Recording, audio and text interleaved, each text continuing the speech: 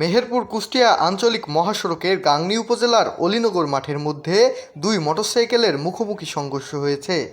এতে R15 bike চালক গুরুতর আহত হয়েছে। আহত অবস্থায় তাকে গাংনী উপজেলা স্বাস্থ্য কমপ্লেক্সে নেওয়া হয়েছে। আজ 6 মে মঙ্গলবার 2:30টার দিকে এই সড়ক দুর্ঘটনাটি ঘটেছে। R15 বাইক চালক হচ্ছে মেহেরপুরের গাংনী উপজেলার কাজীপুর গ্রামের মধ্যপাড়ার তারেক হোসেন। তিনি মুখোমুখি সংঘর্ষ দেন আরেকটি মোটরসাইকেলের সাথে। সে অবস্থায় তিনি গুরুতর আহত হলে বামুন্দি ফায়ার সার্ভিসের কর্মীরা এসে তাকে উদ্ধার করে গাংনী উপজেলার স্বাস্থ্য কমপ্লেক্সে নিয়ে গেছে বলে জানা যায়। রাস্তাটা হওয়াতে মানুষের উপকার বেশি হয়েছে, কিন্তু কথা হচ্ছে যে বর্তমানে ছেলেরা এত জোরে যে গাড়ি চালায়, যা সাধারণ মানুষও বিরক্ত বোধ করে। রাস্তায় চলা খুব কঠিন।